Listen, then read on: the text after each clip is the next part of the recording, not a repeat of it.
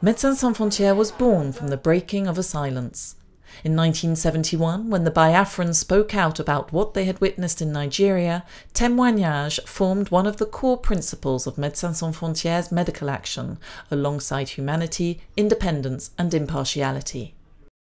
The Speaking Out case studies are a series of reviews, basically using a very rigorous methodology to capture a moment in MSF's history. Going through MSF history, case by case,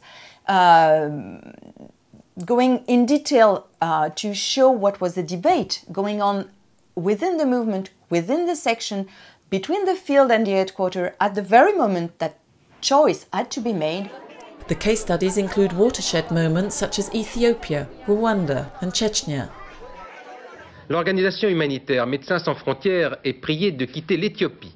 Une polémique s'était rapidement engagée entre l'organisation et le gouvernement. And so it was decided to go on a sort of chronological presentation, going from each day after each day and crossing information, crossing documentation, to make sure that we were as close as possible to what was really happening and not to what was said later on.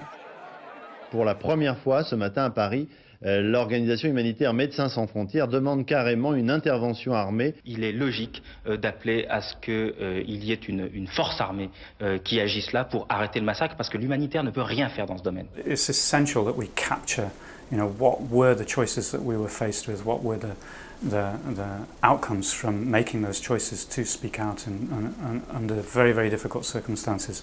And what inherently then can we learn from the choices that we made in those kinds of projects in those moments in history that may be very, very valuable learning points for us.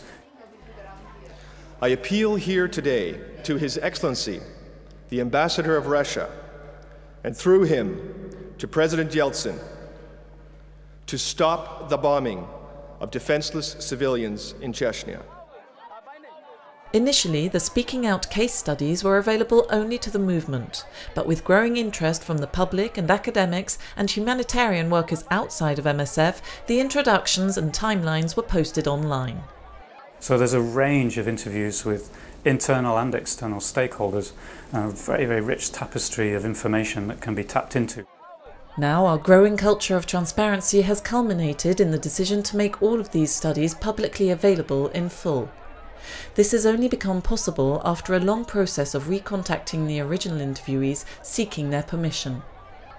All of this information is going to be consolidated in a very user-friendly way on speakingout.msf.org, and it's going to be a site where you can very easily access information, download information, find links to a rich range of different materials that were used to reinforce the case studies as they were documented.